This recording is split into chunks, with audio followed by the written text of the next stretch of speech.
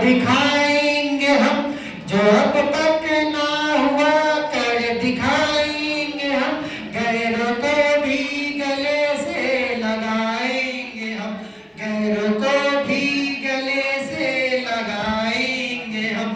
अपनी हिंदुस्ता को है रब की कसम, अपनी हिंदुस्ता को है रब की कसम, फिर से सोने की चिड़िया बनाएंगे हम, फिर से सोने की चिड़िया बनाएंगे हम।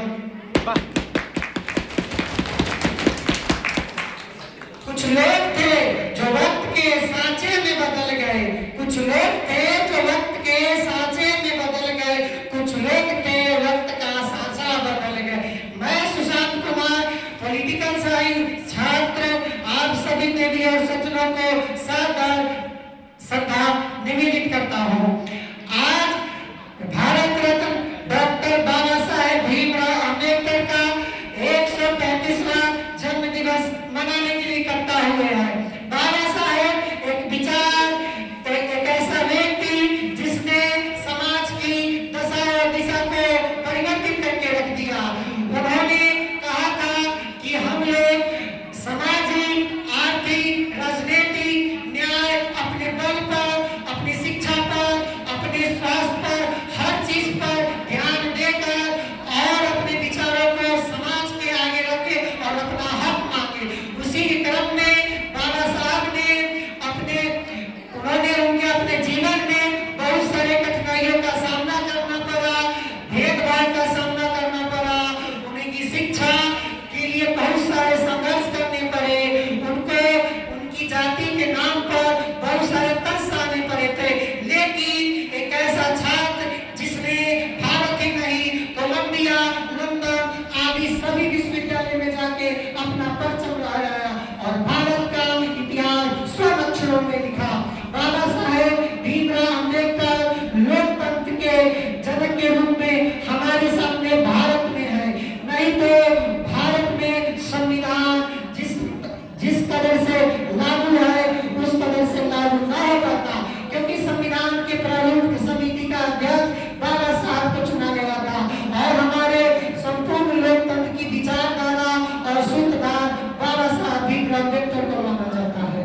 बाबा साहेब एक विचार ही नहीं, पूरी एक मार्ग है जिस पर हम चलकर बाबा साहब के विचारों को आगे बढ़ा सकते हैं।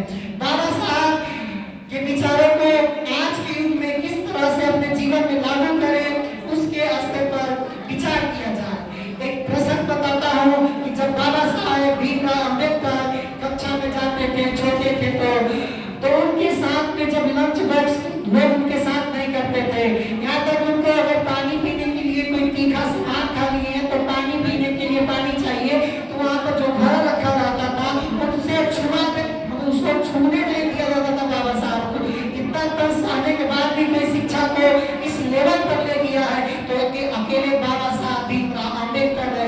उन्होंने अपने दलित समाज के साथ साथ संपूर्ण भारत के सभी समाजों का सर्व कल्याण किया है। उनका कहना था समाज की प्रगति मैं उससे मानता हूँ जिसमें महिलाओं की डिग्रियां और महिलाओं का शिक्षा कितना है। इस आधार पर बाबा साहब ने हमें लड़ने का, संघर्ष करने का और जो है अपने अधिकार को मानने का मूल मंत्र दिया है।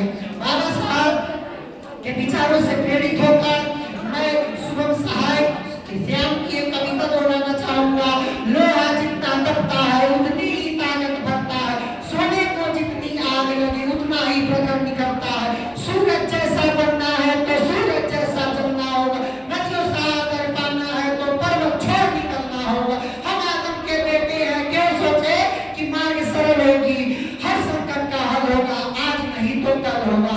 बाबा साहब हमें अपने विचारों से लड़ने और अपने किताबों के साथ रहने और प्रेम करने का मूल मंत्र दिए हैं। बाबा साहब की जब मृत्यु हुई थी तो उनके पास आज आता के 35,000 किताबें थी।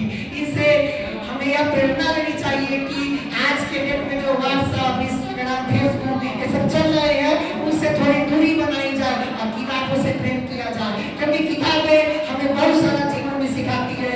जीवन भी एक किताब की तरह है। कि हर दिन, हर पल, हर समय एक नया पेज खुलता है, एक नई लाइनें आती है जो हमें याद दिलाती है कि समाज किस प्रकार से बदल रहा है। इसमें कितना एजुकेशन का महत्व है।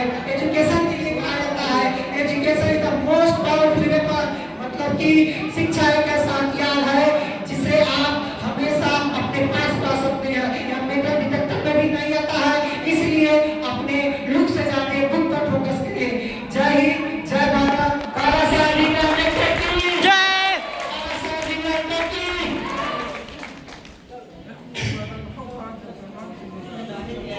धन्यवाद सुशांत। इसके बाद ताली न बजाओ।